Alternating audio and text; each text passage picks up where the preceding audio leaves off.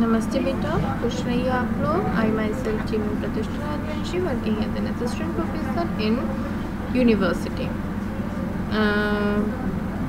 in the Department of Faculty of Physiotherapy and Diagnostic. I am working in Jyoti Vidyapeeth Women's University.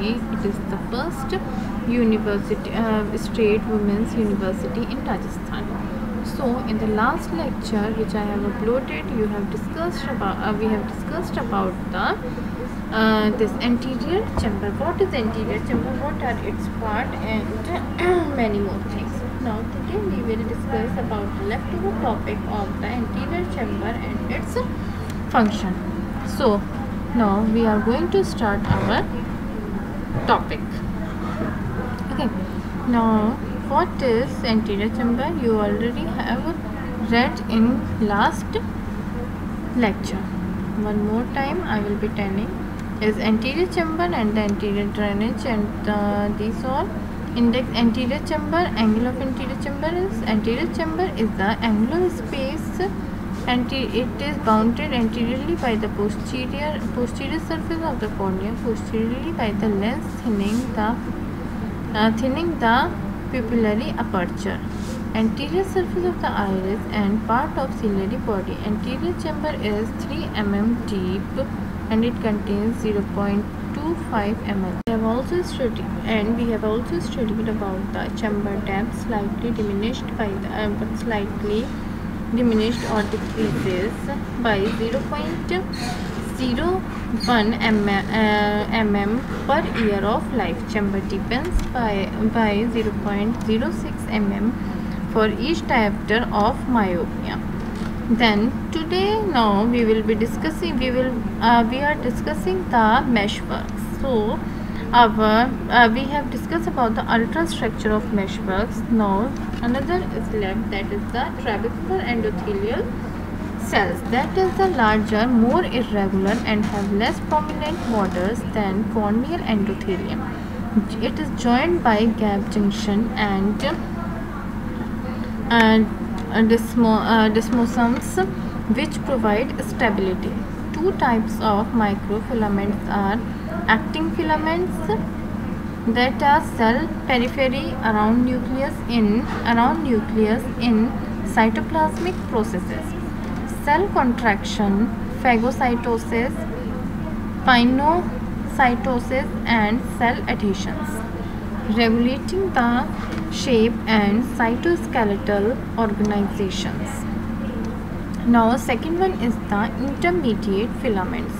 These are numerous in number, composed of vitamin and desmin, imparts the contractile and mutability function. Now what is the juxtacanalicular tissue? The outer portion of the meshwork is adjacent to the Schlemm's canal. This structure has 3 layers consisting of a layer of connective tissue lined on either side of the endothelium. The inner trabecular endothelial layer is continuous with the endothelium of the corneoscleral meshwork.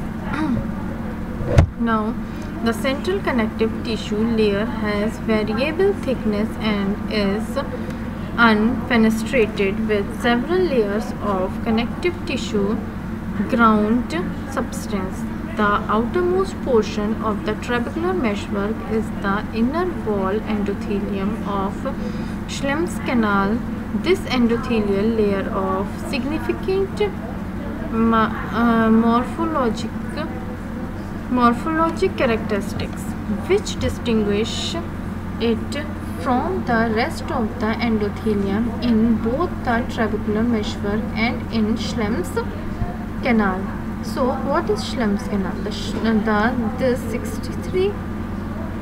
This 360-degree endothelial lined channel. It is a single channel but occasionally branches into a plexus-like system.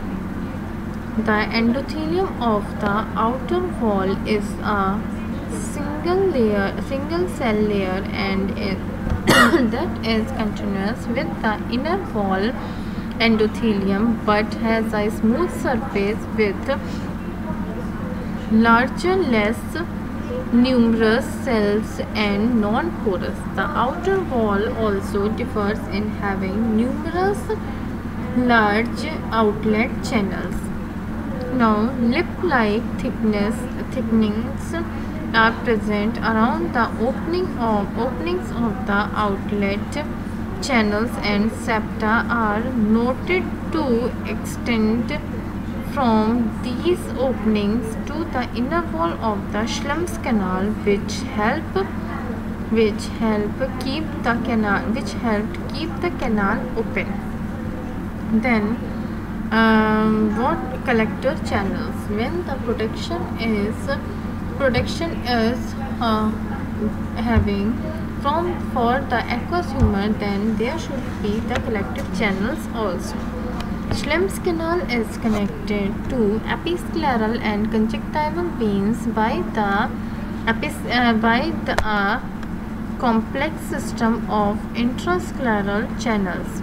Two systems of intrascleral channels have been identified: an indirect system of numerous finer channels form an intrascleral plexus before eventually draining into the episcleral venous system, and a direct system of large caliber vessels which run a short intrascleral course and drain directly into the episcleral venous system. They are about 6 to 8 in number and also called as aqueous vein. Since these aqueous vessels terminates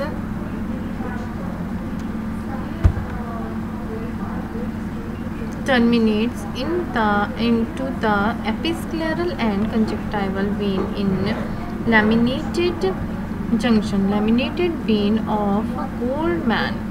Episcleral and conjunctival veins. These veins join the aqueous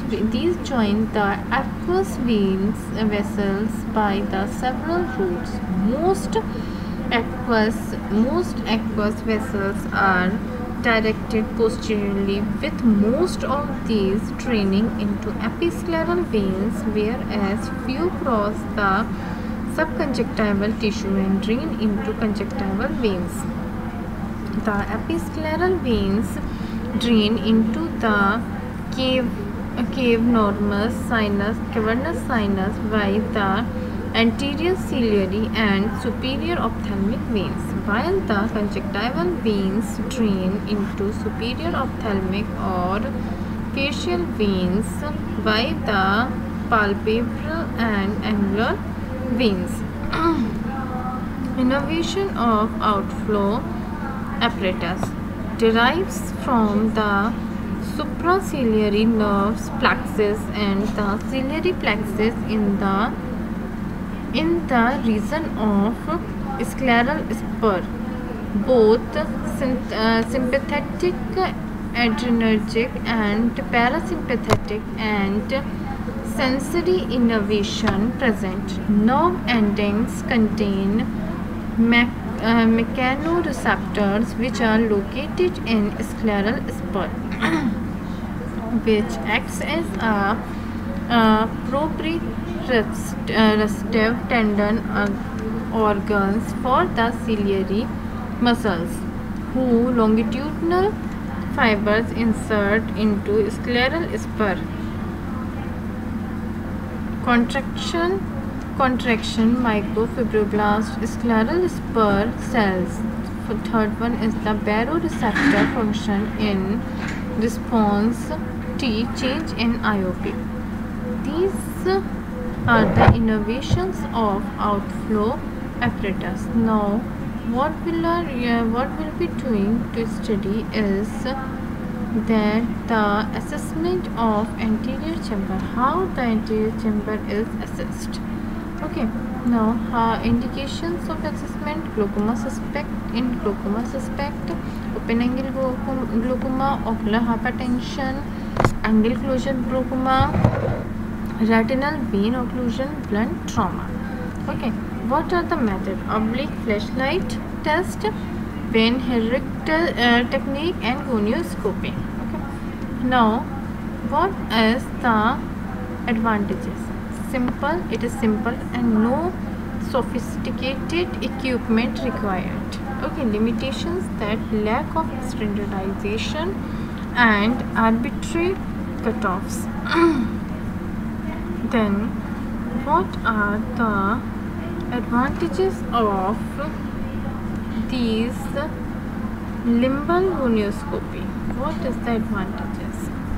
Then it is quick, non-invasive, non-auxiliary equipment. And limitation: it is subjective, horizontal quadrants only, affected by corneal degeneration such as arcus senile, little or no information regarding angle morphology, overestimation of angle depth. Gonioscopy is indirect. In two types: indirect gonioscopy, most common, reference standard grading of anterior chamber angle, depth, iris configuration. Then advantages: easily and commonly performed, not expensive. What are the limitations? Invasive, subjective, requires skill and experience, does not provide quantitative evaluation of the angle, cannot visualize structures, procedure to iris. Objective measures are ultrasound biomicroscopy, anterior segment optical coherence tomography. Then two-dimensional high resolution grayscale images of ocular structure, anterior to pars plana, quantitative and qualitative evaluation, principle similar to that of the B scan. Frequency 50 MHz, more frequency, less penetration and more resolution. Then open angle, opening distance, length of perpendicular from trabecular measurement to iris at a point 500 micrometer from Schlem's canal, scleral spur. Then trabecular iris angle, apex in the iris sulcus and arms passing through the point 500 micrometer from scleral spur and the point perpendicularly opposite on the iris. Okay, so that's all about the anterior chamber. You should study both the lectures carefully, and if any query, then comment in comment box. I will be resolve your query, and till that, have a nice day, have a nice time, stay at home, stay safe. Thank you everyone. Khush rahiye.